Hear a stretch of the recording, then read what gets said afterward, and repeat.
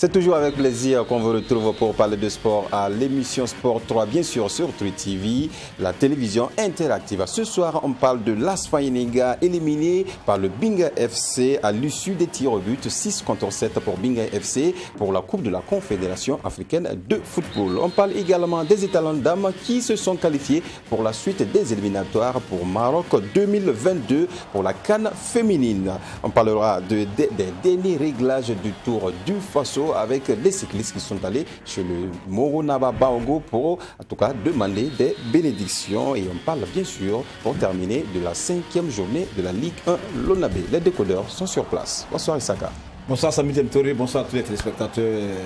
Encore une fois de plus, merci de nous recevoir chez vous. Voilà. Bonsoir Ibrahim Dianda, voilà.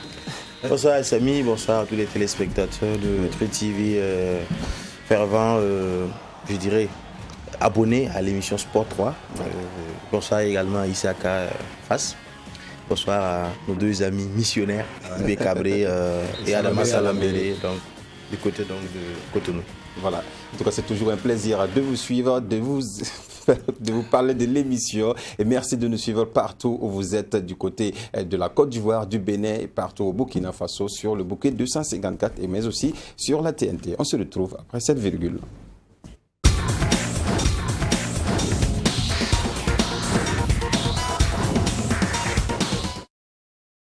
Voilà, et on débute avec cette élimination plutôt de l'AS Fayenega en Coupe de la Confédération africaine de football. L'AS Fayenega qui a perdu à l'issue des tirs au but 6-7 contre le Binga FC. Rappelez-vous, au match aller, l'AS Fayenega avait gagné 1-0 et au match retour qui s'est joué du côté du stade Robert Champrou de Malcori à Abidjan, l'AS Fayenega qui recevait ce match a perdu également 1-0. Et là, à l'issue des tirs au but, c'est une défaite enregistrée, donc une élimination, on va dire. Isaka, comment vous avez vécu cette élimination? Alors, j'ai vécu cette élimination avec beaucoup d'amertume et de tristesse, surtout pour l'AS Fayenega qui était dans une bonne dynamique apparente, qui on espérait vraiment que c'était une belle opportunité pour cette équipe-là qui, en l'espace de 6 mois, a fait un travail exceptionnel en termes de résultats, en termes d'organisation. On s'était dit que ça pouvait arriver par un autre adversaire, mais pas forcément cette équipe de Binga FC, et qui nous ramène aux principes fondamentaux du football qui sont le respect de l'adversaire et l'envie d'aller gagner. Et ce que l'AS Fayenega n'a pas pu faire, malheureusement. Voilà, le résultat, le coup près est tombé. Ouais. Une grosse déception dans le jargon, dans le milieu du football burkinabé, parce que on a quand même vu la réaction des uns et des autres. Je peux me résumer pour dire que c'est une grosse déception, parce que quand même on se disait, avec tout le respect qu'on a quand même pour cette formation de la D2, après le tirage, on s'est dit, voilà, c'est un boulevard, et j'avais attiré l'attention ici même sur le plateau. J'ai dit qu'il fallait faire très attention, parce que la réalité d'un match d'aujourd'hui n'est pas forcément celle d'hier, et apparemment on n'a pas vraiment pris les taureaux par les cornes. L'AS Fayenega s'est fait battre par cette formation. Est-ce que ce n'est pas le péché mignon de nos équipes de négliger les équipes qui, on dit entre griffins, sont plus faibles à l'annonce? Oui, si ça se produit, ça veut dire qu'il y a un manque de professionnalisme quelque part. Parce qu'on a toujours dit en football, la meilleure façon de montrer à un adversaire que vous êtes au-dessus, c'est de l'infliger au maximum autant de buts ou de défaites. C'est ça qu'on respecte l'adversaire. Mais quand on prend l'adversaire de haut, on se dit, voilà, c'est un adversaire qui est de calibre moyen, avec lequel nous pouvons passer comme une lettre à la poste. Ouais. Évidemment, on se réveille très tôt le matin avec la gueule de bois, très dessus. Et puis, on revue le match et on a beaucoup d'amertume. On se dit, on aurait dû. Exactement. Mais en ce moment, c'est trop tard. Donc, il fallait prendre cette formation-là au sérieux. Parce que nous savons que c'est une formation qui était revanchard. Revanchard en ce sens que c'est une équipe de 2e division qui a réussi à remporter la Coupe du Mali, je crois. Qui, malgré ses belles performances, n'est pas rentrée vraiment dans le cœur des Maliens. Vous vous rappelez de leur match joué au Libéria. On a vu sur les réseaux sociaux les conditions drastiques, lamentables dans lesquelles cette formation est allée arracher sa victoire au Libéria. On l'a vu, plus de 3000 km parcourus du nord du Mali au Libéria. Donc déjà, c'est une équipe qui était revancharde, qui voulait prouver que malgré les écueils, malgré les difficultés, elle veut exister. Elle a réussi à le faire. Le match contre l'Asfa Yenega, sur ses installations, elle perd par le score étriqué de 1-0. C'était encore un élément sur lequel il fallait faire très attention pour comprendre que cette formation avait quelque chose dans le ventre. Et quand je le disais ici, il y a certains qui ont fait croire que c'est une équipe aussi, voilà, qui n'a pas d'expérience, voilà, sur lesquelles ça pourra passer. Aujourd'hui, on a nos yeux pour pleurer face à cette formation qui, aujourd'hui, est en train de bénéficier du tirage au sort du tour de cadrage. Et en ce moment, l'Asfa Yenega se retrouve sur le carreau. Oui. Quand on a vu l'Asfa Yenega contre le San Pedro, est beaucoup plus motivé par rapport à cette équipe du Binga FC, on se disait que l'Asfa pouvait aller très loin. Et là, on se pose la question de savoir qu'est-ce qui n'a pas marché. Pourquoi l'Asfa Yenega se fait éliminer par cette équipe venue de la 2e division? Qu'est-ce qui n'a pas marché? Je crois que c'est la question que la plupart des observateurs burkinabés se posent et continuent de se poser. Difficile de pouvoir répondre avec exactitude à cette question.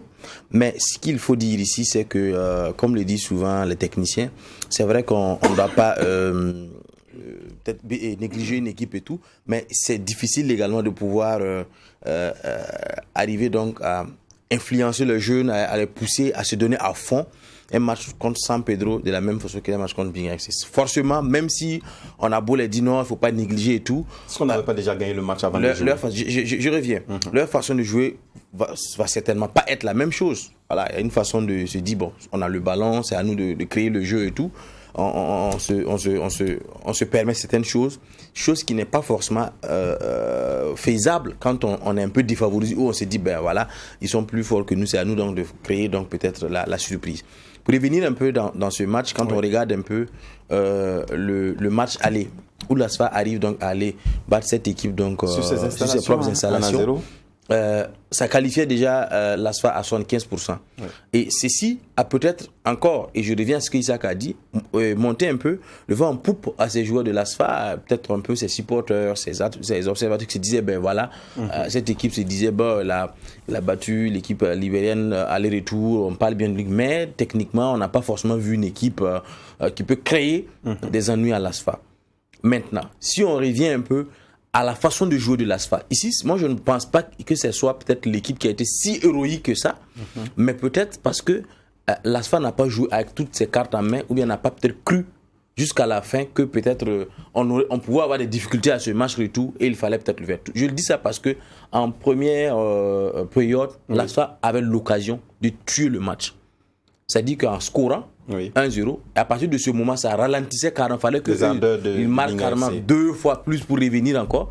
Maintenant, ça jouait un peu nonchalamment. Vous vous rappelez un peu de ce match aller à Marrakech entre l'Asfa et San Pedro. Beaucoup d'occasions vendagées. Souvent. C'était pareil pour le Binga pour ce match de tour. C'est ce que vous voulez dire. Oui, c'est ce que je veux dire. Il fallait peut-être faire le petit geste. On essaie de faire le plus compliqué. On laisse un adversaire et est-ce qu'il n'y avait pas d'excès de confiance? Oui, un partenaire à côté. On se disait que c'est plié, c'est peut-être d'assurer. Pourtant, et quand vous regardez même les tirs au but, que j'ai pu suivre un peu à travers les réseaux sociaux, les joueurs de Binga s'étaient préparés partout. Réussir à marquer un but et contraindre l'Asfa au tir au but. Ils ont bien joué le coup. Félicitations à eux. Que dire? On va dire qu'on va toujours continuer à apprendre, mais jusqu'à quand? J'ai envie de demander. Jusqu'à quand nous allons continuer à dire qu'on apprend? L'Asfa gâche ses chances. Oui, parce que cette année, c'est le seul ambassadeur burkinabé donc, qui restait donc, en campagne africaine. Malheureusement, on ne peut pas accuser le gouvernement ou le ministère. Il faut le signaler l'Asfa a voyagé en vol privé. C'est ça que j'ai dit. On peut pas. On va dire vol spécial. Pourtant, l'autre côté, c'est avec les moyens de l'équipe qui voyage. Pourtant, ici, c'est l'État qui accompagne l'Asfa à ce niveau. Bon, comme on le dit, c'est pas forcément l'argent qui fait le foot. Mais il y a eu beaucoup de bruit sur le net, Isaka, par rapport à ce voyage de l'Asfa Yenega qui est parti en vol spécial et ces joueurs de Binga FC sont venus en car. Est-ce qu'il y a un rapport? Le rapport, il est rapidement établi parce que si l'Asfa Yenega se qualifiait, ce débat n'allait pas ressurgir. C'est pour dire que, en réalité, quand on regarde, l'Asfa Yenega a bénéficié des conditions optimales quand même pour pouvoir passer cette formation du Binga FC, qui est un inconnu sur l'échiquier du football africain, pratiquement avec un palmarès vierge, méconnu, 2e division. Écoutez, c'est une équipe de deuxième division quand même. Elle n'est même pas en première division en Ligue 1 malienne. Donc c'est pour dire qu'en réalité, les gens en ont tellement sur le cœur qu'ils sont obligés d'établir ce parallèle entre cette formation. Oui. Mais les difficultés de cette équipe de Binga ne dataient pas seulement du match contre l'Asfa Yenenga. Là, ils ont eu la chance que c'était juste un pays limitrophe, c'est la Côte d'Ivoire, le Mali. La Côte d'Ivoire, c'est un pays limitrophe. Rapidement, on est à Abidjan. Mais regardez le voyage, le trajet qu'ils ont fait de Bamako jusqu'à Monrovia pour aller jouer contre cette formation libérienne. Ça a été la croix et la bannière. On a vu les conditions. Maintenant, quand une équipe est dans ces conditions, on nous dit chaque fois que les difficultés dans la vie, soit vous êtes fort pour dominer les difficultés, devenir les transcender, ou vous vous laissez abattre par les difficultés. Mais j'ai dit, cette formation a eu l'envie de montrer à la face du monde footballistique africain et malien que c'est une erreur de ne pas les soutenir au regard quand même de ce qu'ils ont pu engranger. Mais ce qu'il lui dit, c'est juste. Même le match aller, cette équipe avait montré des prédispositions en termes de contenu de jeu. Oui. Il y avait même quelque si chose. l'Asfa qui a gagné. Oui, même si c'est l'Asfa qui a gagné, c'est 1-0. Le match retour, on suppose que l'Asfa jouait à Ouagassogui sur ses installations. Bien sûr. Et se fait d'abord remonter le but. Elle a été incapable de marquer même le 1-1, le match nul. On va au tir au but, ce qui est grandement aléatoire. Et les Maliens, sûrement mieux préparés, arrivent à passer ce tour. Je dis, ça c'est une situation que l'ASFA quand même et les autres clubs burkinabés doivent intégrer pour comprendre que la campagne africaine, les coupes africaines, il y a un président qui disait que ça brûle. On ne vient pas pour faire du djandjoba en fait. Quand vous venez vous venez vraiment pour jouer franchement. Parce que d'abord, au-delà de l'aspect footballistique, il y a un aspect financier qui est là, qui accompagne les clubs. C'est des possibilités pour se faire de l'argent. Donc quand on vient, il faut vraiment se mettre au sérieux. L'ASFA a voyagé dans un jet. Si je ne dis pas un jet privé, mais dans un vol spécial. Oui. Ils étaient dans les conditions, on les a vus bien habillés. Tout était propre. A contrario, l'autre équipe était un peu dans le clopant, mais au finish, le football, c'est quoi? C'est sur le rectangle vert. Ça à 11 contre 11. C'est une leçon. Hein. C'est à 11 contre 11 sur un rectangle de 120 sur 90. Et c'est en 90 minutes ou 120 minutes que la réalité se dessine. Et là, l'Asfa Yenenga n'a pas existé. Le football burkinabé, je suis désolé aujourd'hui, mais ça, c'est une grosse déception. Parce que certains même l'ont dit qu'on aurait dû laisser même le FC San Pedro passer que d'aller quand même se faire... là, c'est non, il y a des gens qui le disent. Moi, j'écoute les peu de qu'est-ce qu'on va arriver à battre FC San Pedro? Parce que, n'oubliez pas, les rapports étaient déjà établis. FC San Pedro était champion de Côte d'Ivoire, je crois. Le champion qui s'est fait éliminer par le cinquième... Ils de la Coupe de la Côte. Voilà. Vainqueur de la Coupe. Vainqueur de la Coupe de la Côte. Parce qu'il y avait un mini-championnat. Oui, je crois qu'ils étaient bien classés en championnat. Mais l'ASFA Yenenga réussit à éliminer cette formation et ça va se faire battre par une équipe de deuxième division. C'est vrai que c'est le foot, ça peut arriver, mais ça ne nous empêche pas de dire notre mécontentement. Exactement.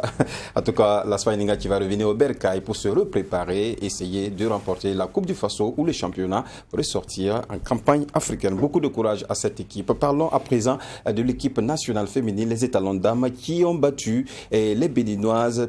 Le match aller, c'était le score 2 buts à 1 et le match retour 3 buts à 1. Là, on va dire que Pascal Sawadgo et ses filles ont tapé fort. Je pense que c'est les juniors, non? Non, c'est les seniors. Oui. Les juniors ont été éliminés. Ils viennent d'être éliminés au niveau de la Gambie. Oui. Voilà, donc je crois qu'à partir de là, quand on a appris que ça s'est passé, c'est peut-être une petite vengeance, peut-être pour les dames. On essayait donc de venger peut-être les petites sœurs et tout. Mais il faut se dire que c'est une première sortie donc de Pascal Sawadogo. Avec beaucoup de bruit derrière, on va pas revenir peut-être derrière autour de ça, mais c'est un bon pari, c'est un bon coup, mais seulement moi j'ai un peu peur parce que on commence souvent avec ce bling bling. Dès le premier instant on fait le boulot et à l'arrivée, à quelques instants où on commence à rêver, on commence à faire confiance, on se dit ah ben voilà, cette fois-ci cette formation on peut aller aux portes de la qualification, on se laisse peut-être abattre sur des petits détails. Sinon je crois que ce qui est fait, c'est déjà un bon, je pense que c'est un bon pas pour la suite. Les juniors également, je pense qu'on avait gagné le match aller, c'est au match de retour, on s'est fait cueillir dans des conditions vraiment très nerveux. Cette fois-ci, on arrive à faire le match aller-retour, on gagne, on passe, il y a le second tour qui est là. On va croiser les doigts, espérer bien sûr qu'ils puissent corriger ce qui doit être corrigé. Et puis bon, essayer donc de voir si on peut vraiment décrocher de qualification historique. Pour la première fois. Ouais, c'est ça, dit historique. Parce que ça manque, même si nous savons que face à certains adversaires, c'est pas du tout simple, parce que c'est pas comme au football où on peut dire que le petit peut se prendre, et je dis football masculin, où certains clubs de 2-2 peuvent venir carrément, gagner des clubs de 1. Là-bas, il y a une hiérarchie côté football féminin. Il y a des équipes, une fois que vous les croisez, automatiquement, le niveau technique et le niveau tactique vous dépassent carrément. Vous êtes obligé donc de baisser les armes. Donc à partir de ce moment, je crois que c'est jouable. Mais justement, quand vous concluez par cela, donc ne soyons pas souvent surpris que vers la fin on cale. Parce que quoi qu'on dise aujourd'hui, quand vous regardez comment on appelle la palette du football africain sur le plan féminin, nous ne sommes pas les mieux lotis. Il y a des équipes qui sont vraiment, en termes d'indices, ils sont beaucoup plus cotés que nous. Exactement. Mais déjà, on fait un très bon travail avec Pascal, qui aujourd'hui a été nommé, tout le monde a apprécié, parce que c'était un enfant de la maison. C'était un enfant qui a été façonné dans le football féminin, qui aujourd'hui a 2 sorties, fait 2 bons résultats. Contrairement au match Côte d'Ivoire-Bénin où ça a été un score fleuve. Rappelez-vous que le MENA a été battu à domicile 9-0 par les éléphants de Côte d'Ivoire. Le match retour c'était ce soir, je n'ai pas encore le résultat.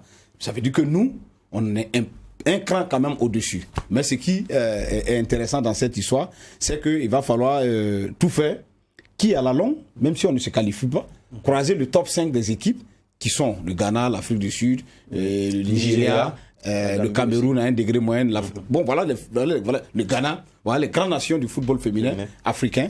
Et petit à petit, nous aussi, on est en train de monter. C'est pour le prochain tour, c'est la possibilité. C'est la Guinée-Bissau ou la Mauritanie. Ah bon, là, c'est toujours prénable. On attend de voir. C'est toujours prénable parce que si on tombait directement sur les pays comme même la Côte d'Ivoire, c'est un niveau un peu élevé. Ils ont fait appel à 15 professionnels qui jouent à l'extérieur, c'est déjà beaucoup. On a 2 professionnels. Voilà, le Nigeria, ça c'est du costaud. L'Afrique du Sud, on n'en parle pas. Le Ghana également. Donc c'est des équipes qui jouent le football féminin depuis les années 80. Donc ça fait qu'il y a un gap entre nous. Mais nous, on est en train de progresser. On est au-dessus de certains pays. Donc je pense que le prochain tour, la bonne voie. On est sur une très très très belle voie. D'accord. Félicitations donc à Pascal Sawadou et courage pour la suite des éliminatoires de cette coupe féminine qui se jouera au Maroc en 2022. Exactement. Voilà. Merci à tous les deux d'avoir donné vos avis sur ces 2 sujets. On va passer maintenant à tout autre chose. C'est le cyclisme avec ce Grand Prix Excellence Hôtel qui s'est couru ce dimanche plutôt, la 14e édition qui s'est courue sur l'avenue Charles de Gaulle. Et selon ce reportage de John William Somda, c'est Souleymane Koné qui s'adjuge le trophée de la 14e édition. Suivant. Souleymane Koné suit la plus haute marche du podium de la 14e édition du Grand Prix cycliste Excellence Hôtel, disputé le 24 octobre dernier sur le boulevard Charles de Gaulle. Dans cette dernière compétition avant le Tour du Faso, les cyclistes débutent très fort. Le premier tour est bouclé avec une vitesse moyenne qui avoisine les 43 km/h. Le rythme est si élevé qu'une vingtaine de cyclistes abandonnent après seulement 3 tours du circuit long de 4,400 km. Sitôt la première décantation effectuée que 3 coureurs se font la malle, suivis plus tard par 3 autres portant le nombre de fuyards à 6. Souleymane Koné, Abdoulaye Rwamba, Moukaïla Rawende, Sadou Diallo, Mahamadé Ilboudou et Bourema Nana. Après avoir ramé ensemble durant 29 tours, les 6 fuyards sont obligés de se départager au sprint lors de l'arrivée finale.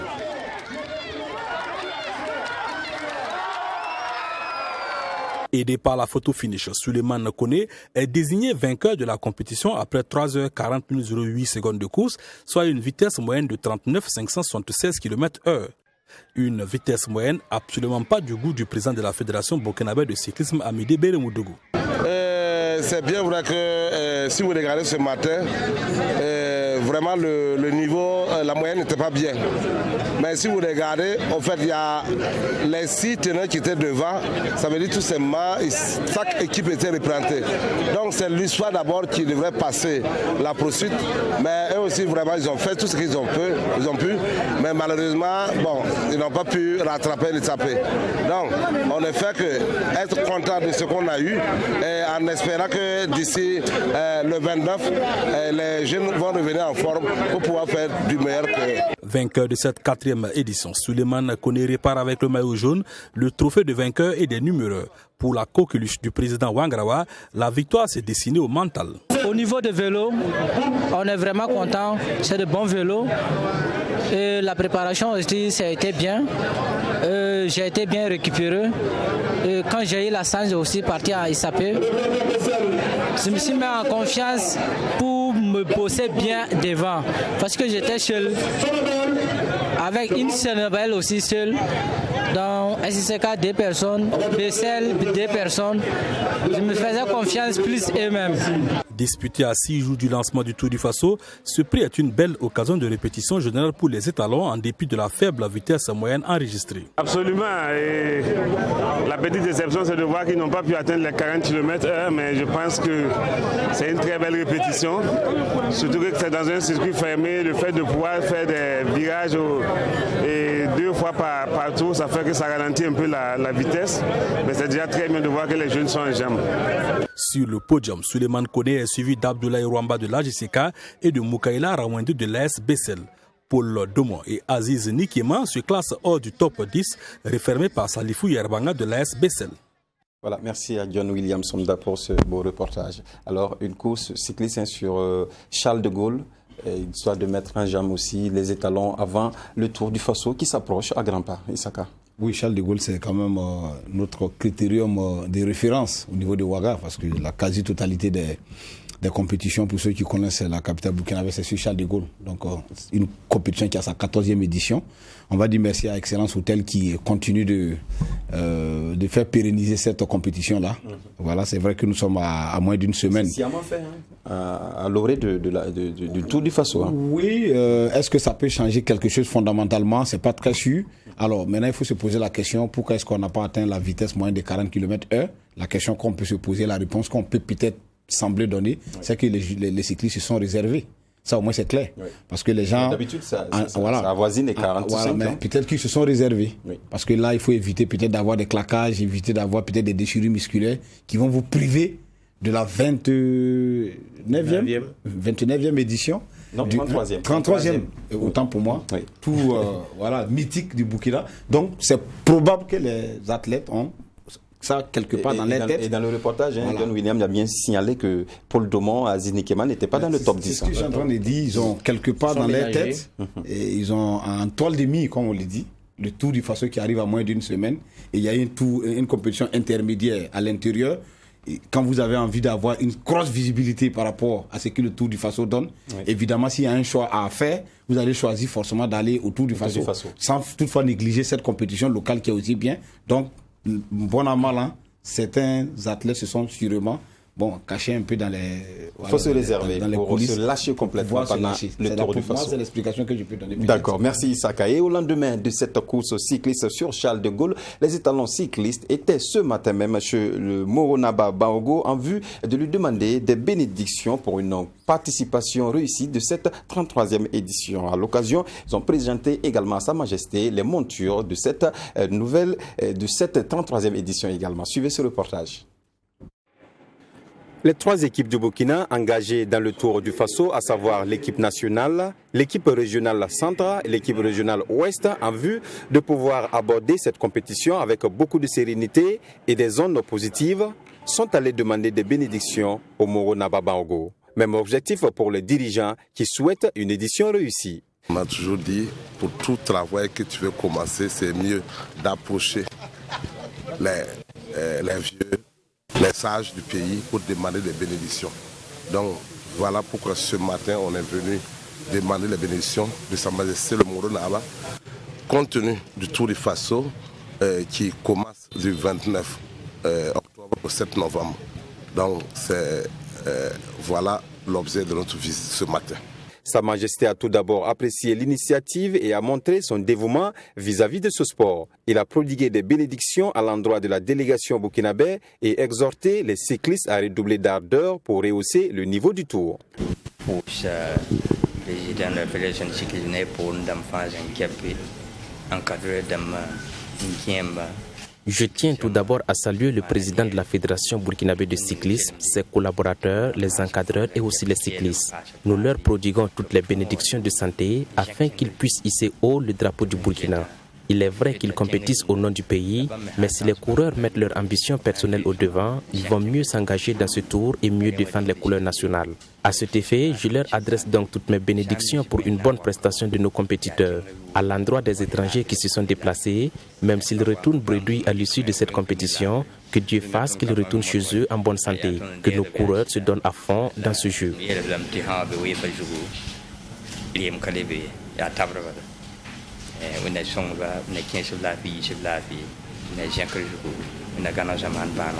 En tant qu'ancien pratiquant et amoureux de la petite reine, Sa Majesté dit avoir suivi de près la progression de Paul Domon. Selon lui, Paul est le porte-drapeau de la délégation et doit s'illustrer de belle manière.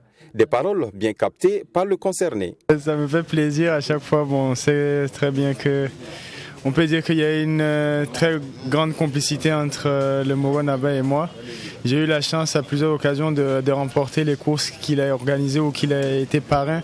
Donc forcément, bon, j'ai eu l'occasion de le connaître, on va dire, un peu plus intimement. Donc vraiment, ça me fait plaisir qu'ils me suivent et m'accompagnent dans cette mesure-là. Oui, forcément, on sent la pression venir petit à petit. Même si on le savait depuis peut-être déjà un certain moment, mais voilà, le fait de le dire ouvertement et publiquement comme ça rajoute un peu de pression.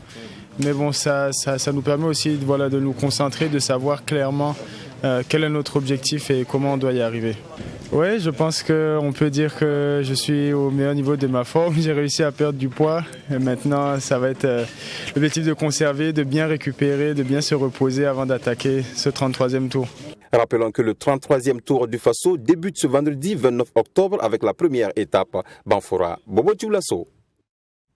Voilà, le cycliste qui était chez Sa Majesté le Moro Naba Bango, il était de bon ton, logiquement, allait demander des bénédictions pour une bonne participation et surtout remporter le maillot jaune. Hein. Je dirais que c'est une tradition. C'est une tradition, nous qui suivons un peu depuis quelques années. C'est une tradition chaque année, avant le début du tour, donc, de faire un tour là-bas. Et surtout de l'inviter parce que je crois que à plusieurs reprises, Sa Majesté se déplace pour le dernier tour sur l'avenue de la Nation. Oui. Donc souvent c'est ça, la nuit de l'indépendance.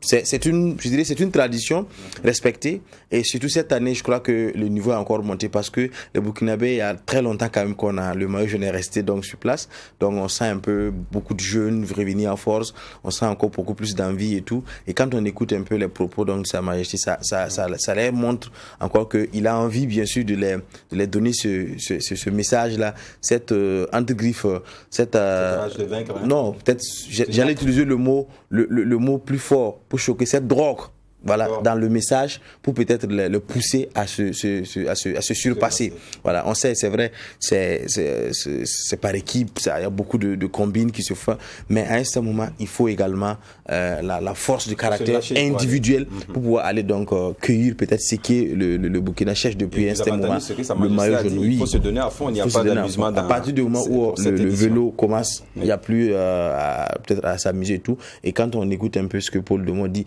ça montre que le message l'a transpercé. Il vit déjà ce message-là et il a à cœur, bien sûr, de pouvoir donc relever ce défi. Sa Majesté l'a beaucoup charrié, il l'a beaucoup exhorté à se donner à fond, puisqu'on le voit comme le porte-drapeau voilà, des étalons cyclistes, même s'il n'est pas le capitaine. Pour Sa Majesté, Paul Domon doit être capable de tirer les autres et ramener le maillot jaune. Il sait bien sûr de quoi il parle, mais attention, il ne faut pas également connaître ça aussi, Paul Domon. Faudrait pas aussi qu'il en fasse trop parce que parce que il peut le faire, il a fait beaucoup de compétitions. Il est requinqué à bord après tout ce qu'il a entendu, mais c'est surtout de se lâcher dans les meilleures conditions qu'il faut, parce que le Tour du Faso ça se gagne sur 10 étapes et non sur une seule étape. Oui, il a si bien dit, hein, à entendre Sa Majesté parler, c'est une pression supplémentaire de plus, puisque tout est reposé sur ses épaules et on espère qu'il va pouvoir y arriver, hein, n'est-ce pas, Issaka? Oui, mais il faut être capable de transformer cette pression-là en valeur positive pour pouvoir l'exploiter. Il ne faudrait pas que cette pression-là vous inhibe. Exactement. Parce que si vous vous laissez inhiber par la pression, moi j'ai dit, les compétitions, quels que soient les encouragements, quel que soit ce que vous avez dit, le mot final revient forcément aux acteurs. Et les acteurs sont ceux qui sont à mesure d'intégrer toutes ces pressions-là pour pouvoir produire quelque chose. On peut taper les grelots, faire tous les messages, mais si le corps ne répond pas, il y a un souci. Donc, au-delà de tout ce que nous voyons, c'est déjà très bien, parce que c'est des coutumes, comme il a dit Sa Majesté le Moro Naba Baoro. C'est une autorité coutumière d'une importance capitale dans notre histoire. Et chaque fois qu'il se met au devant des choses pour prodiguer des conseils, c'est pris vraiment au sérieux. Maintenant, ça revient aux athlètes de pouvoir ne pas trop laisser la pression les inhiber. Parce que si vous êtes inhibé par la pression, l'envie de trop bien faire, par moment, vous passez à côté de vos objectifs. Donc, il faut être à mesure de pouvoir canaliser toutes ces forces et toutes ces pressions, faire le juste milieu, trouver quand même l'équilibre pour aller chercher ce que nous cherchons depuis belle lurette. On espère bien qu'ils vont y arriver. Ces étalons cyclistes avec 3 équipes, l'équipe nationale, l'équipe régionale centre et l'équipe régionale de l'Ouest. Toujours en cyclisme, on va parler du Grand Prix Thomas Sankara, initié par le comité de mémorial Thomas Sankara. On va voir en tout cas quelques images de cette course. Le départ a été pris au niveau du mémorial Thomas Sankara, initié par le comité d'organisation pour cette première édition. Les dirigeants ont d'abord pris le départ devant, vous l'avez vu, le mémorial Thomas Sankara, où il y avait le ministre des Sports qui était devant. C'est enfourché un vélo pour être de la partie. Donc une très belle initiative quand même, quand on sait que le président Thomas Sankara était un mordu du sport, du football et du cyclisme. Je pense que c'est un bel hommage. Exactement. Et là, c'est une course réservée uniquement aux dames. Et pour cette première édition, c'est Awaba Moro de l'USFA qui prend la première place. L'incontournable Awaba Moro qui domine de la tête aux épaules. Et le cyclisme féminin, au niveau de la jante féminine, pour l'instant, il n'y a pas son égal. Voilà, elle balaye tout sur son passage comme un ouragan. Donc, voilà. Regardez l'arrivée, Awaba Moro qui va franchir seul et un petit saut pour montrer qu'on est toujours en forme. On est toujours là. Quand on suit un peu la course bout en bout, on sent qu'elle tempérait pour attendre les autres, pour essayer donc de ne pas creuser l'écart, parce que sinon je crois qu'elle avait les capacités physiques de créer carrément un peu l'écart pendant un certain nombre de minutes, mais elle a essayé à un certain moment de ralentir, d'attendre les autres pour donner encore plus de contenu un peu à cette, parce qu'à un certain moment elle ralentit, elle attend les autres. Bon, c'est ça aussi, étant peut-être bien sûr, l'objectif ici, c'est pas forcément peut-être montrer qu'on est meilleur que les autres, mais surtout la convivialité, l'image, le sens un peu, fait sortir un peu.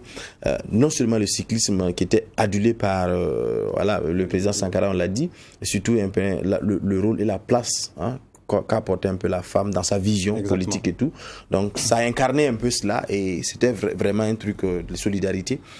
Et c'est encore dit merci aux initiateurs, encore multiplier ces genres d'actions. C'est vrai, il y a beaucoup de grandes courses, de tournois, je dirais des prix pour les étalons cyclistes hommes.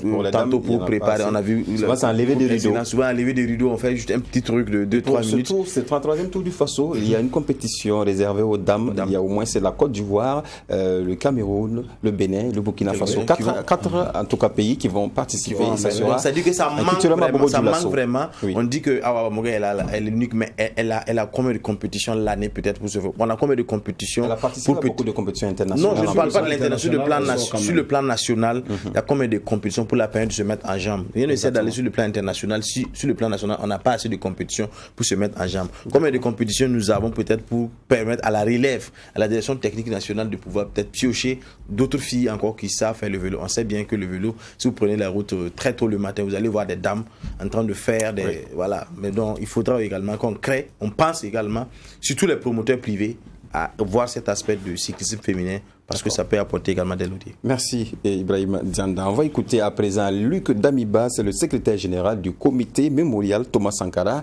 et le ministre des Sports Dominique Nana. Pour cette première édition, le ministère et le comité mémorial Thomas Sankara se sont joints pour honorer la femme. Première course cycliste féminin Thomas Sankara. Il fallait le faire parce que 34 ans après, Sankara renaît à travers cette tour cycliste qui, à quelques jours de lancement de prochain tour cycliste, les femmes commencent à faire cet exercice et c'est important. Sankara aimait le vélo et aujourd'hui le vélo au Burkina est très significatif, surtout pour la femme parce que c'est elle qui va partout avec le vélo, transporter la nourriture, transporter les légumes, transporter, surtout à Ouagadougou, sans le vélo on n'allait pas manger. Donc aujourd'hui c'est une grande fierté de voir une femme remporter ce premier trophée. Vous savez que dans une de ses dernières interviews, le président Sankara a pris l'exemple du cycliste qui monte une pente raide, il y a des précipices à gauche et à droite, et qui n'a que comme devoir et comme opportunité que de continuer à pédaler. Notre peuple se trouve un peu dans cette situation aujourd'hui, au regard du contexte sécuritaire et sanitaire, et nous devons prendre cet exemple-là. Nous devons continuer à pédaler, c'est-à-dire à lutter contre l'adversité pour pouvoir avancer. Et donc tenir ce Grand Prix ce matin a été... Voilà, le ministre des Sports Dominique Nana et puis le secrétaire général Luc Damiba, ils ont résumé en quelque sorte ce qui a été dit déjà sur ce plateau, une course réservée aux dames, il fallait le faire. Oui, mais j'ai aimé vraiment le résumé du ministre Dominique Nana, parce que là, il fait une belle lucarne à cette phrase qui est restée quand même mythique. Quand vous regardez les documentaires sur Thomas Sankara, ça revient chaque fois, et là, c'est vraiment un très bel exemple. Effectivement, notre pays est à la croisée des chemins, on est en difficulté à tous les niveaux, sécuritaires et autres, et sanitaires, mais qu'est-ce qu'il faut faire? C'est un peu à l'image de cette métaphore-là. Il faut continuer de pédaler, ne pas s'arrêter, et continuer d'exister, continuer d'être résilient face aux obstacles. Et puis bon, le Burkina restera toujours au devant de la scène, quel que soit Gama. Voilà. Merci Issaka Ilvodo, toujours au cœur de l'actualité. Voilà. On revient sur le football pour terminer. Et là, c'est la 5e journée de la Ligue 1 Lonabe qui s'est jouée au cours de ce week-end. On a fait le tour des stades. Nous étions à Koutgou, à Zignaré, à Ouagadougou également. Mais on va commencer d'abord avec cette victoire de Majestic. C'est sur ses installations à Zignaré, au stade régional de Zignaré contre le Royal FC par le score d'1-0. Le reportage de John William Somda. Ça passe dans la douleur pour le Majestic SC de Saponi lors de la 5e journée de la Ligue 1 Lonabe. Face au Royal FC de Bobo Dioulasso, les poudins du coach Moussa Sanogo Di Falcao ont dû ramer pour revenir dans le sens de la marche avant de l'emporter dans le Money Time. En effet, les royalistes, à la faveur d'un meilleur quadrillage du terrain dans les 45 premières minutes, gèrent les débats et parviennent à regagner la pause avec un avantage d'1-0, consécutif à un pénalty tiré par le capitaine Karim Barou à la 30e.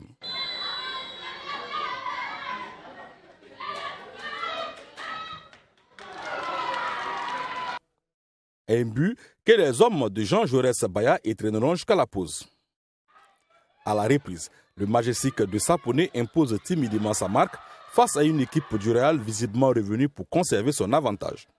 À force de reculer, la défense des Boys de Bobo finit par craquer en concédant un pénalty pourtant évitable à la 73e minute. Chargé d'exécuter la sentence, Omar Kabouré dit Djolo ne tremble pas et remet les deux équipes à égalité.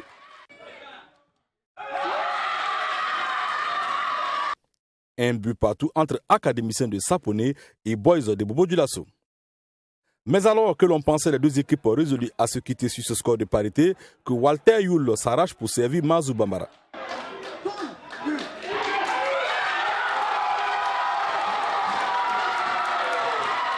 Deux buts à 1 en faveur du Majestic qui l'emporte non sans provoquer de la frustration sur Jean Jaurès Baya, le maître à penser du Royal FC. Non, mais c'est normal. Vous tous, vous voyez le match. Moi, j'ai rien à dire sur l'arbitrage. Sur le penalty, mon joueur est vite, il vient le cogner, il dit penalty. Il y a une main dans la surface, il s'y fait. Mais après, la semaine est gâtée. Alors, coach, mais est-ce qu'aussi en deuxième période, vous n'avez pas trop reculé? Trop reculé, mais quand on nous empêche de défendre sérieusement, tout ce qu'on fait des cartons, vous voyez la fin du match, vous allez voir le nombre de cartons qu'ils nous donnent. Les cartons, André, il les avait pour le Royal. Moi, j'ai jamais parlé d'arbitre. On a vu le match passer contre l'USFA. Je me suis jamais plaint, j'ai jamais parlé. Mais là, aujourd'hui, c'est grave. Mais vous êtes des journalistes, vous le voyez mieux. Vous êtes là pour parler de ça. J'ai dit bravo à Majestic. Mais après, on nous empêche de jouer, s'il vous plaît. On nous empêche, c'est grave. Le championnat est trop sérieux pour que toujours on se plaigne des arbitres. Pour Moussa Sanogo Di Falcao, c'est une victoire à prendre. Oui, c'est sûr que c'est une victoire à l'arraché, comme vous l'avez dit. Mais il fallait y croire parce qu'à la mi-temps, on les a beaucoup engueulés. Il y avait de la place pour une victoire. Ils ont cru, je pense que le mérite leur revient. Donc on va continuer à travailler. Le match qui vient, à ça il faut penser déjà, parce que ça c'est déjà du passé. Avec cette victoire, le Majestic SC de Saponi engrange sa deuxième de la saison après 5 journées. Pour le Royal, la victoire face au Kiko le week-end écoulé n'est pas bonifiée et le club reste dans la deuxième moitié du tableau avec 6 points, le même nombre que son bourreau de la journée. Voilà, merci à John Williamson pour ce reportage. Et comme vous l'avez remarqué, le score c'était de 2 buts à 1 au lieu d'1 à 0. 2 buts à 1 au profit de Majestic de Saponi. Voilà. Ça a d'abord été mené, revenu au score, et puis prendre l'avantage au finish. Majestic de Saponi qui joue à Zignare, il faut le préciser. Exactement. Majestic qui joue plus à Pau. Hein. Non, qui joue plus à Manga. À Manga plutôt. Qui joue plus à Manga, mais plutôt à Zignare. C'était une belle rencontre quand même parce que il y a eu un penalty et un autre but marqué, mais le penalty que le coach, le coach de Royal qui n'accepte pas ce penalty. Alors Isaka, qu'est-ce qu'on peut dire? Moi, j'ai regardé le match à travers la caméra de John Williams Somda, donc il est très difficile pour moi de faire une analyse complète de ce qui s'est passé. Mais par rapport au petit bout d'image que nous avons vu, je pense qu'il faut savoir raison garder quand même parce que j'ai toujours dit ce face au foot, il va tellement à la vitesse de la lumière que aujourd'hui, quand quelque chose vous est défavorable, il faut savoir souvent raison garder parce que demain, rien ne dit que ça ne sera pas à votre faveur.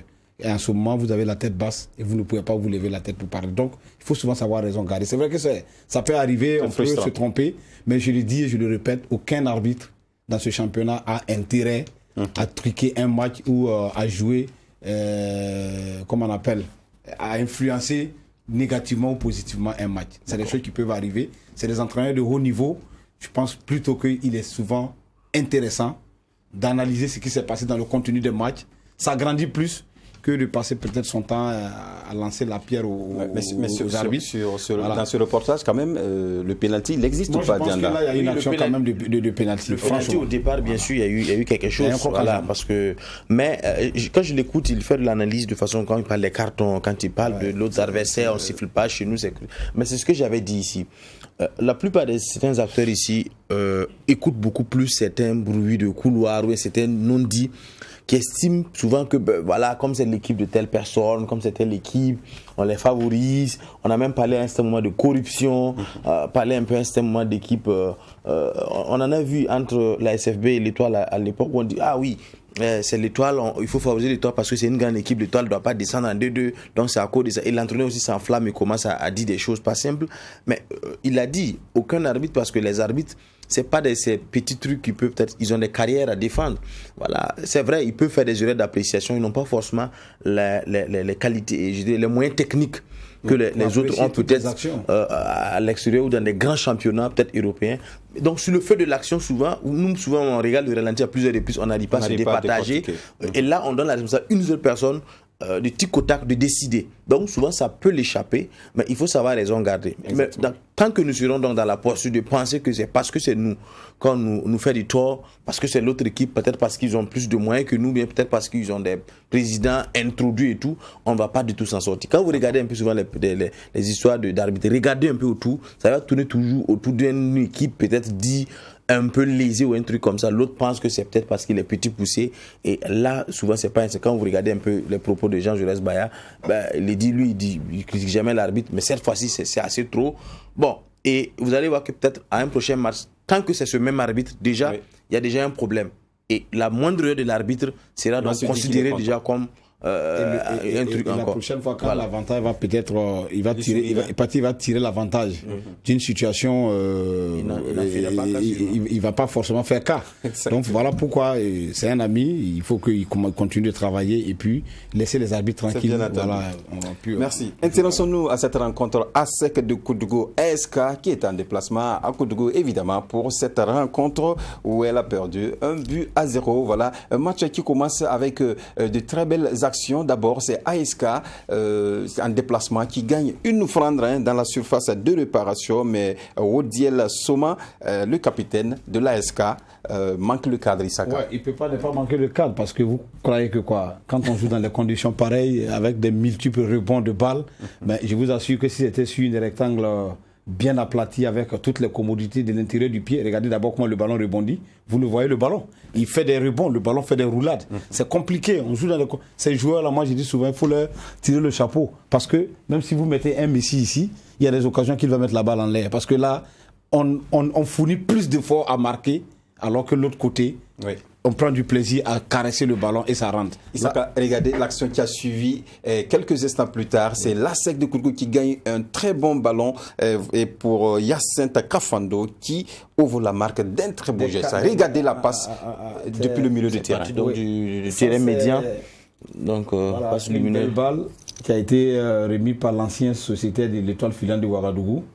Je pense que son nom m'échappe. Celui qui a fait la dernière passe, la passe décisive. Et là, Hyacinthe Kafando. Le geste, dans le timing, il est normal. Il est parfait, il est propre.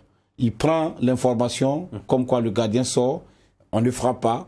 Petit lobe au-dessus du gardien. C'est du beau football. Voilà. Malgré que les conditions sont exécrables, il réussit à faire un geste technique d'une qualité importante. Et la SEC qui gagne confiance, qui prend confiance et qui enchaîne les coups francs. Regardez sur ce coup franc, une frappe plutôt, voilà, et c'est le portier qui se démêle comme il peut pour repousser le ballon. Oui, cette balle a failli prendre à défaut le portier, mais c'est ça que je suis en train de vous dire. En fait, c'est un ensemble. Même les appuis des joueurs, ouais, qu'il a eu du mal. C'est pas une pelouse, c'est un terrain. Voilà, donc c'est difficile, ils font avec les moyens de bord. Il faut saluer quand même regardez la poussière qui se dégage. Exactement. On se croirait un peu la luminosité. Voilà, et on se croirait dans un combat de taureau. La visibilité. Regardez ce dernier coup franc de l'ASK. Un coup franc qui a failli en tout cas créer mousse dans la surface de réparation. C'est Urbain Convolvo. Aussitôt rentré, il part tirer ce coup franc. Il crée le danger. Et là, le gardien d'une claquette, ça c'est le sauvetage de la semaine. Et on réclame pénalty. C'est le sauvetage de la semaine parce que là, on réclame quoi? Une main. Mais je pense que c'est le gardien qui a fait le sauvetage. Sur cette action, on ne peut rien dire parce qu'il y avait la poussière, on était très loin. Celui qui était couché, tu peux remettre l'image. J'ai l'impression que c'est le gardien qui fait le sauvetage. C'est Yasmine Konaté, la réalisatrice. Elle va nous le mettre sur le. Merci Yasmine. Il a repoussé d'abord. Bon, c'est à ce niveau. C'est à ce niveau, il y a eu faute. C'est à ce niveau d'abord. Avant que le gars ne chute, c'est à ce niveau peut-être. Peut-être c'est où il y a eu. Sinon, c'est pas la dernière action. Non, c'est pas la dernière. Voilà, c'est pas au niveau de la dernière action. Mais il faut reconnaître qu'il y avait de la poussière. L'arbitre aussi peut être. Je disais que la visibilité était réduite. L'arbitre peut aussi être un peu impédé. Mais tout de même, je préfère encore cette pelouse que le Batiou. Le stade Batiou-Balivier où il y a beaucoup. Parce que là-bas, au niveau du Batiou-Balivier, il y a beaucoup plus de problèmes. Pas forcément de problèmes de sécurité. On revoit l'action. Yasmine nous permet. Ici, on est dans un ballet, une danse. Effectivement. Mais est-ce qu'elle est volontaire ou pas? C'est ça, parce que le joueur était déjà couché. Le joueur venait pour dégager. Parce que c'est pas toutes les mains aussi qui sont. C'est ça. Exactement. C'est ça. Voilà. Il faut se réserver de dire qu'il y a pénalty parce que exactement. Les lois évoluent. Les lois évoluent en fonction de la distance entre les tireurs. Voilà. Le pénalty peut être sifflé soit en fonction de la distance entre le tireur et celui qui manie le ballon. Tous ces distances-là, on les mesure avant. Donc, c'est pas tout ce qui est mis dans une surface qui est forcément un penalty. Quitte à ce que encore les joueurs sachent même, parce qu'il y a beaucoup de joueurs qui ne connaissent même pas les règles de foot. Pourquoi nous on doit faire un travail encore beaucoup plus pour éduquer ces gens-là pour qu'ils comprennent que une main forcément dans une surface n'est pas forcément égale à un penalty. Il faut que les joueurs comprennent ça. Il faut qu'ils suivent aussi le haut niveau pour l'auto-formation, c'est important. D'accord. Alors, dans cette rencontre, la SEC tire son épingle du jeu, a marqué un but dès la 17e minute et qui conserve avec cet avantage et qui gagne la victoire. La SEC qui renoue avec la victoire après donc, ce qui s'est passé donc la semaine dernière. C'est bien, à Koudougou. C'est à Koudougou. Vraiment, Kaboul qui a refusé de parler. Oui, bien sûr. Donc, avec tous ces flèches que vous l'avez envoyées, peut-être, c'est tout à fait normal. Mais je reviens sur ce qu'il a dit. Sans créer la polémique, sur cette dernière action de penalty. Ça dit que les joueurs de l'ASEC de l'ASK peuvent penser peut-être à ce qu'il a dit la semaine passée, que peut-être l'arbitre est influencé par ce que Bourema Kaboul a dit pour ne pas siffler penalty. Si toutefois il y avait penalty. Je ne sais pas si vous comprenez un peu ce que j'ai dit. Oui, donc c'est pour ça souvent on dit de faire très attention à certains propos. Oui. Là, vous dites que, voilà, c'était à Koudougou, machin, et là, une occasion litigieuse, Ben, c'est comme si c'est ce que vous oui, c'est comme c'est ce que vous avez dit qui fait peur à l'arbitre de prendre sa responsabilité. L'arbitre n'a pas sifflé. Non, je ne parle pas de ça. Je dis qu'il faudra faire attention parce que ça peut être un lien. Peut-être que les joueurs de la SK peuvent mettre devant pour peut-être essayer de dire ah oui, comme on a menacé Keïssa Koudougou, il a peur, un truc comme ça. Donc, il faudra encore une fois de plus qu'il ait l'attention sur les premiers acteurs. Isaac l'a dit ici, quand ça ne va pas, regardez sur ce qui n'a pas marché avec votre équipe, essayez de le corriger, laissez les arbitres en paix parce que demain, ça peut être pour vous que l'arbitre fasse erreur. Mais là, ce n'était pas à son avantage puisque c'est l'ASEC qui devrait concéder le penalty. Voilà. Bien sûr. Exactement. On va écouter Anissé Atangana, le capitaine de l'ASEC de Koudougou, puisque Vieux de la Vieille plutôt exactement, qui a joué de Salitas, l'Asfaïnéga. Oui. Voilà. Et Brema Kabore qui n'a pas voulu parler, c'est son capitaine qui s'adresse à la presse. On l'écoute. Voilà, mais je pense vraiment tout en train d'entrer dans l'ordre, voilà, avec les supporters, les gens de Koudougou, voilà, on pense qu'on pourra vraiment faire de bonnes choses. Semaine calamité, c'est-à-dire quoi? C'est quoi le problème? Non, je ne saurais quand même parler parce que voilà, moi je suis un joueur et puis c'est entre les dirigeants là-bas. Mais je pense que tout en train d'entrer dans l'ordre, voilà. Le plus important c'est pour que les gens de Koudougou soient contents et puis les supporters. Et en plus surtout aussi que notre rival qui est en deuxième division puisse commencer une bonne saison. Je pense que la différence est dans le mental. C'est vrai que physiquement on n'était pas au point, mais comme je dis c'est le mental et puis le staff technique est là pour nous remonter le mental là et puis on a beaucoup d'expérimentés. Voilà. Je pense que vraiment la suite va nous dire beaucoup de choses. Voilà, Anissé Atangana, capitaine de l'ASEC de Koudougou. On écoute Arma Bassolé, lui c'est l'entraîneur de l'ASK. Nous avons encaissé le but à partir de la 9e minute. Bon, on s'est battu jusqu'à la dernière minute aussi. Bon, je pense que nous sommes tombés à Koudougou ici, les armes à la main. Voilà, bon, je pense qu'on n'a pas rougi, on va continuer à travailler. Bon, tout à fait. Bon, je pense que ce soir, les enfants n'ont pas été lucides. Bon, voilà, il manque de concentration. Ils étaient tout le temps un peu pressés devant les buts. Voilà, bon, je pense qu'on va continuer à travailler. Voilà, l'ASK qui compte redoubler d'efforts pour revenir puisque c'était un promu. Mais c'est ce discours-là que nous on veut entendre. Voilà. C'est ce discours, on ne rentre pas dans la polémique. Il a perdu son match. Il dit on va travailler pour revenir. Le championnat il est long. C'est 16 équipes. C'est en gros combien de matchs? 32 journées. On peut toujours se rattraper. Oui. Donc il vaut mieux mettre l'accent sur le travail que vous faites, ce qui n'a pas marché. Il faut analyser les matchs à fond. Les entraîneurs doivent comprendre qu'ils ne sont pas nés pour rester seulement qu'au Burkina. À un moment donné, ils seront obligés de vendre leur talent un peu aussi à l'extérieur.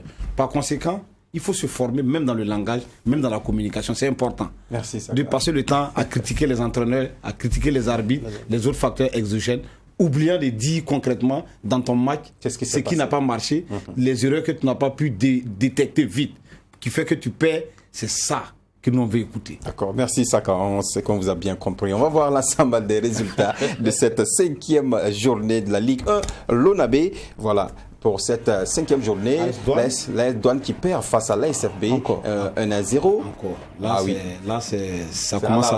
Ça commence à faire un peu trop. Il va falloir que l'AS Douane, que les gens appellent aujourd'hui le PSG de notre championnat, il faut qu'il se réveille. Mais voilà. J'ai foi en cette équipe. Voilà, il y a la qualité, il y a les hommes. Je suis convaincu que l'équipe va revenir très vite. La rencontre AS Police Asfaïninga se jouera le 17 novembre 2021. ASEC qui a battu ASK 1-0. Kiko FC qui tombe face à Salitas 1-2. Majestic qui gagne Royal 2-1. Le RCB a battu Vitesse 1-0. Match nul 0 but partout entre le RCK et l'USFA. Même score pour l'AS Sonabel et l'étoile filante de Ouagadougou. Dans le classement, on voit que Salitas reste en tête avec 12 points, suivi de l'AS Sonabel, 9 points, 8 points pour USFA, classé 3e, 8 points également pour le RCK, 7 pour l'AS Police, l'EFO à 7 points, classé 6e, 7 points également pour Vitesse FC et 6 points pour Kiko FC, classé 8e. Sur l'autre partie du tableau, l'ASEC de Koudougou à 6 points, classé 9e, Majestic suit avec 5 points, 6 points également, c'est une erreur sur le tableau, et Royal également à 6 points. Asfaïninga à 5 points, l'ASK à 5 points également, classé 13e, l'ASFB à 14e avec 5 points, le RCB 15e, 4 points et l'AS Douane pour terminer qui a 3 points, moins 3 pour cette 5e journée. C'est vraiment alarmant pour l'AS Douanes. Très inquiétant pour une équipe qui a terminé 2e donc, au championnat passé, qui a titillé le titre jusqu'à la dernière journée, qui croyait, qui s'est renforcé encore plus avec des grands joueurs. On ne comprend pas pourquoi c'est comme ça. Nous sommes qu'à la 5e journée. C'est ce que je dis. Ce qu'ils avaient déjà, c'était pas petit. Ils ont encore renforcé. Et on ne sait pas si c'est les automatismes que on n'arrive pas peut-être à concocter pour créer la mayonnaise. Je ne sais pas si c'est le discours du coach qui ne passe plus. Je ne comprends pas, mais je pense quand même que les dirigeants sont très impatients. Je crois qu'ils doivent forcément trouver les réponses dès la prochaine journée. D'accord. Merci Dianda. Merci à vous et merci. L'émission est déjà finie. Voilà. Merci Issaka Elvodo. Merci. On va se retrouver, Inch'Allah. John William Somda vous retrouve vendredi. Voilà. On le salue au passage. Ça sera son baptême de feu. On est très impatient de voir le John William Somda sur le plateau. Exactement. Le blanc. Voilà. Merci à l'équipe de réalisation autour de Yasmine Konaté. Merci à vous aussi qui nous avez suivis. John William Somda vous retrouve vendredi pour une autre émission. D'ici là, portez-vous bien. Au revoir.